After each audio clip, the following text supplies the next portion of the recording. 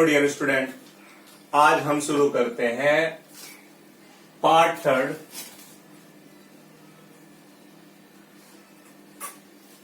Lens formula. हमने पिछले topic में पिछली वीडियो में उत्तल लेंस, अवतल लेंस, लेंस के बारे में पढ़ा था। आज हम पढ़ते हैं लेंस के फॉर्मूले के बारे में। और लेंस के फॉर्मूला निकालेंगे हम उत्तल लेंस के लिए निकालेंगे और अवतल लेंस के लिए भी निकालेंगे। सबसे पहले हम करते हैं यहाँ उत्तल लेंस के लिए, कन्वेक्स लेंस के लिए हम लेंस फॉर्मूला निकालते हैं। सबसे पहले बच्चों हमने एक लेंस ले रखा है, उत्तल लेंस है हमारा यहाँ पर। ये इसका प्रकाशिक केंद्र, यहाँ इसका प्रथम फोकस और ये इसका दुगना 2f1। यहाँ इसका द्वितीय फोकस और ये द्वितीय फोकस का दुगना। एक ऑब्जेक्ट है, कोई वस्तु है जो ए बी f1 और 2f1 के बीच स्थित है, जिसकी इमेज हमारी f2 और 2f2 पर a' b' के बीच बन रही है। ठीक है बच्चों, तो सबसे पहले हम क्या करेंगे, एक प्रकाश किरण चली मुख्य अक्ष के समांतर और कहां से गुजरती है, हमेशा द्वितीय फोकस से गुजरती है। दूसरी प्रकाश किरण इसके प्रकाशिक केंद्र से चली और बिल्कुल सीधी निकल गई। दोनों एक दूसरे की जो इमेज बनाते हैं वो a' b' पर बनाते हैं। अब हम बात करते हैं चित्र से। सबसे पहले देखते हैं, हमारे यहाँ पर एक त्रिभुज दिख रहा है ABC, त्रिभुज ABC। और त्रिभुज कौन सा बच्चों, a' b' c। ये दोनों क्या है, समरूप है। समरूप मैंने पहले भी आपको बताया था, पिछली वीडियो में भी बताया था आपको समरूप क्या होता है, लेसन फर्स्ट में बताया था। जिसको समरूप नहीं पता वो पिछली वीडियो जाकर देख सकता है, पार्ट 2 वीडियो सेकंड मेरी वीडियो देख सकता है, उसमें मैंने समरूप के बारे में बताया था। ठीक है बच्चों, अब मैं बता दूं, हमारा त्रिभुज ABC और त्रिभुज a' b' c हमारा क्या है, समरूप है। समरूप कैसे है, ये हमारा 90 डिग्री का एंगल है, ये भी 90 डिग्री का एंगल है, ये C एंगल और ये C भी एंगल है। दोनों वर्टिकल अपोजिट है, शीर्ष अभिमुख है, आपस में बराबर होंगे। जब किसी त्रिभुज के दो कोण बराबर होते हैं तो तीसरा कोण भी आपस में बराबर होता है। तो सबसे पहले हम बात करते हैं त्रिभुज ABC और a' b' c। त्रिभुज बच्चों ABC तथा त्रिभुज a' b' c समरूप है। क्या है बच्चों, समरूप है। समरूप की कंडीशन बताई थी, पहले त्रिभुज कलम अपॉन दूसरे त्रिभुज कलम इक्वल होगा पहले त्रिभुज के आधार के बराबर दूसरे त्रिभुज के आधार के। ठीक है, तो बच्चों पहले त्रिभुज कलम कितना है हमारा, AB, अपॉन दूसरे त्रिभुज कलम कितना है हमारा, a' b' बराबर पहले त्रिभुज का आधार कितना है हमारा, AC, और दूसरे त्रिभुज का आधार कितना है हमारा बच्चों, CA'। ये हमारी इक्वेशन हो गई फर्स्ट। ठीक है, तो पहले त्रिभुज कलम AB, दूसरे त्रिभुज कलम a' b', पहले त्रिभुज का आधार AC, दूसरे त्रिभुज का आधार CA'। हमारी इक्वेशन हो गई फर्स्ट। इसके बाद देखते हैं हम बच्चों, हमारा एक त्रिभुज बनना है DCF2। ये बनना है हमारा DCF2 और a' b' f2। ये भी क्या है बच्चों, समरूप है। त्रिभुज कौन सा, DCF2 और a' b' f2, ये भी क्या है, समरूप है। समरूप कैसे देखो, ये 90 डिग्री का एंगल है, ये भी 90 डिग्री का, यहाँ एंगल F2 है, यहाँ भी एंगल F2 है, वर्टिकल अपोजिट है, शीर्ष अभिमुख है, ये आपस में क्या है, बराबर है। तो त्रिभुज कौन कौन सा बताया मैंने बच्चों, DCF2 तथा त्रिभुज कौन सा है, a' b' f2, क्या है, समरूप है। समरूप की बनने कंडीशन आपको बताई थी, पहले त्रिभुज कलम अपॉन दूसरे त्रिभुज कलम, पहले त्रिभुज का आधार अपॉन दूसरे त्रिभुज का आधार।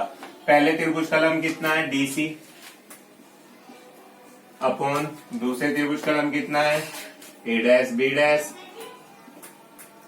बराबर पहले त्रिभुज का आधार कितना है बच्चों, CF2, अपॉन दूसरे त्रिभुज का आधार कितना है, F2a'। ठीक है बच्चों, चूंकि जितना AB है उतना ही हमारा क्या है, CD है।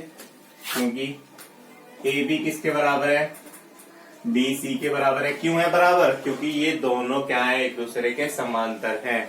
और जो समांतर लाइनों पे लंब होते हैं वो आपस में क्या होते हैं, बराबर होते हैं। तो ए बी किसके बराबर होगा बच्चों, सी डी के बराबर होगा, डी सी के। तो जहां डी सी है हम इसकी जगह क्या पुट कर सकते हैं, ए बी।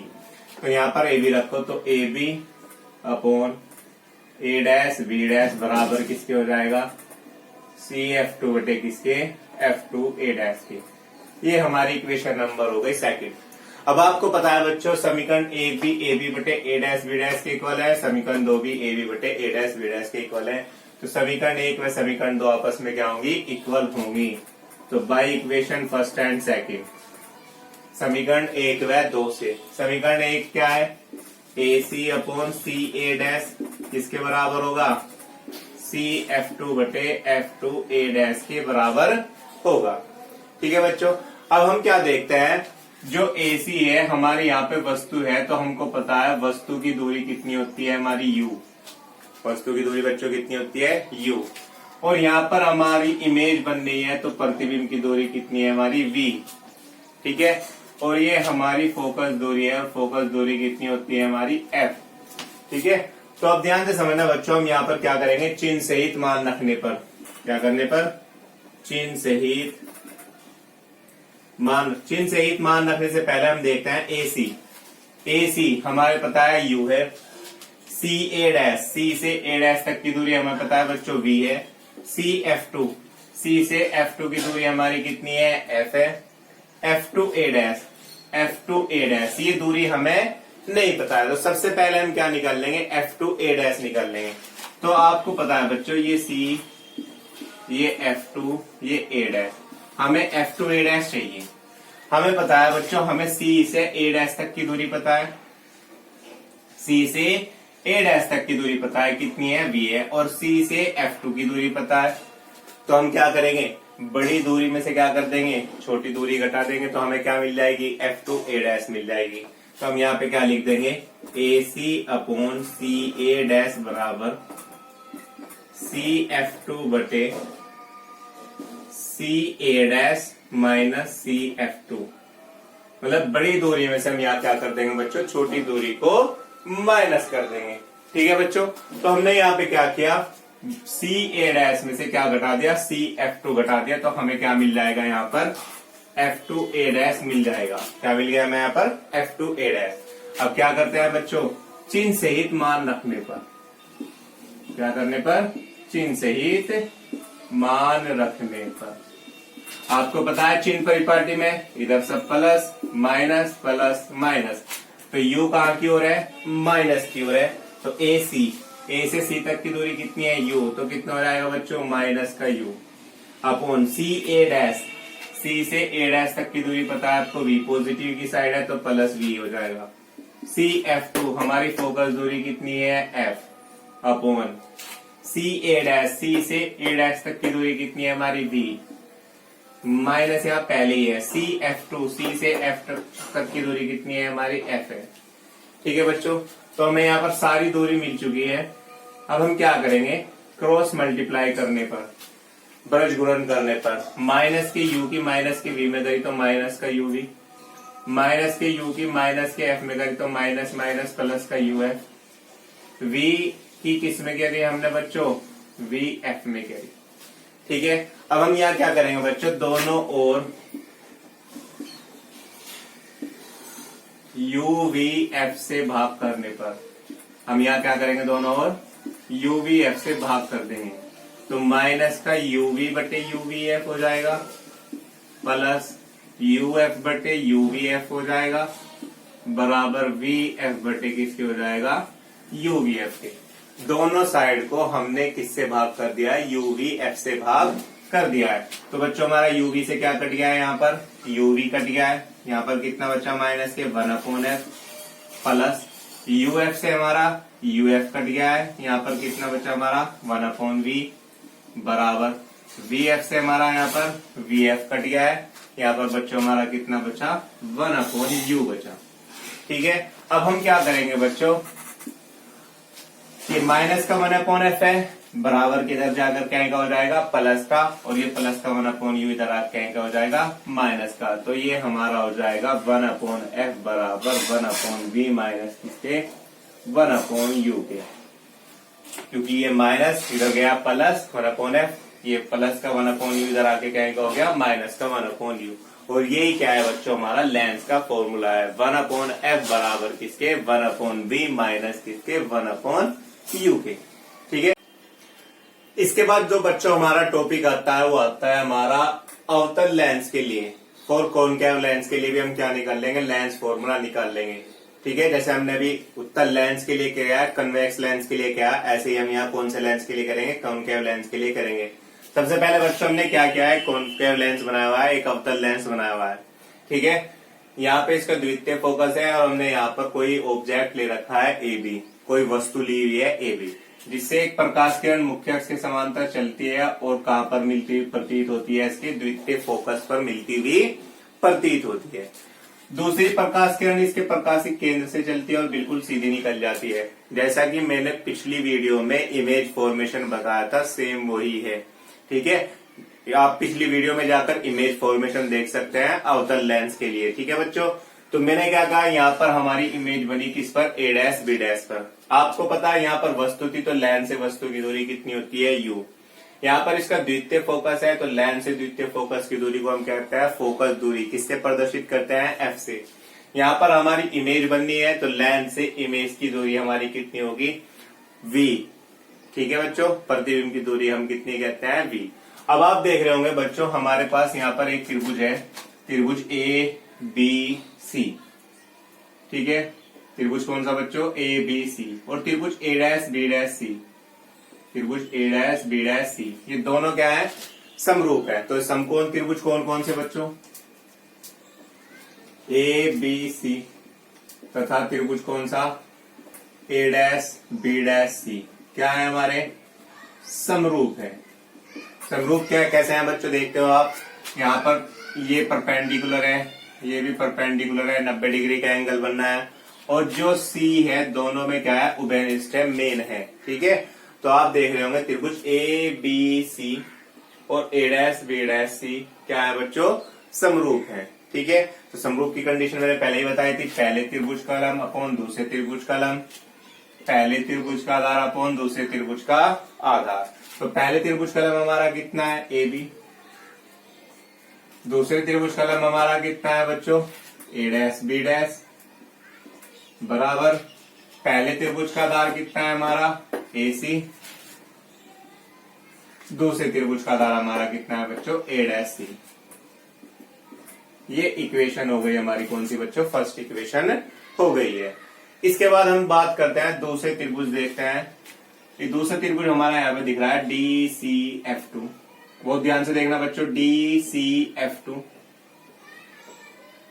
और A dash B dash F two, A dash B dash F two, ये भी क्या है बच्चों समरूप है। तो समकोण त्रिभुज कौन कौन से डी सी एफ टू तथा समकोण त्रिभुज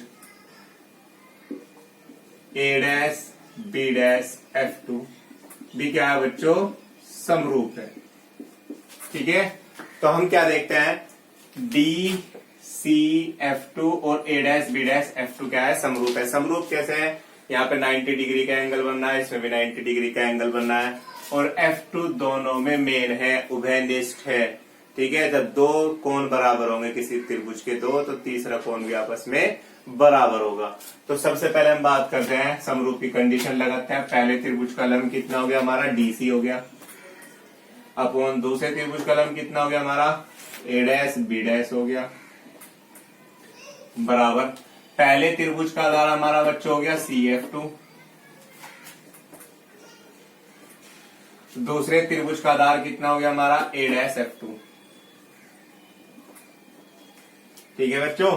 तो दूसरे त्रिभुज का आधार एफ टू ए डैश भी कह सकते हैं या ए डैश एफ टू, कोई दिक्कत नहीं है।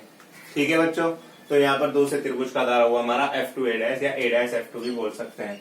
चूंकि जितना ए बी है उतना ही क्या है हमारा सी डी, चूंकि डी सी किसके बराबर है ए बी के, तो डी सी की जगह हम यहाँ क्या पुट कर सकते हैं ए बी पुट कर सकते हैं। तो ये हमारा हो जाएगा A B upon A dash B dash बराबर सी एफ टू बटे किसके एफ टू ए डैश के। ठीक है बच्चों। ये इक्वेशन हो गई हमारी सेकंड।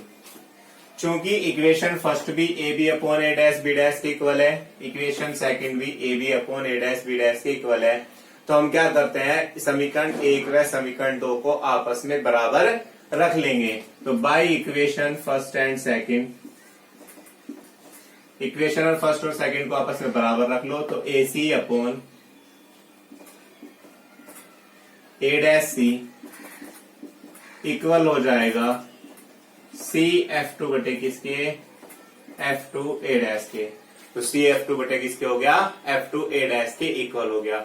अब हम देखते हैं यहाँ पर बच्चों ए से सी तक की दूरी, ए से सी तक की दूरी हमारी कितनी है, यू हमें पता है।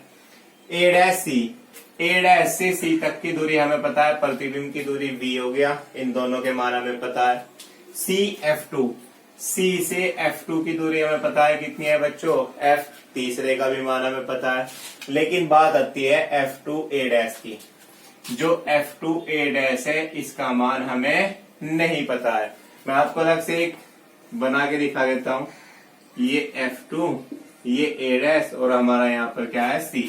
हमें पता है F2 ए डैश का मान हमें नहीं पता है। और बच्चों तुम्हें F2 से C तक की दूरी पता है कितनी है, F है, और ए डैश से C तक की दूरी पता है तुम्हें कितनी है, V है।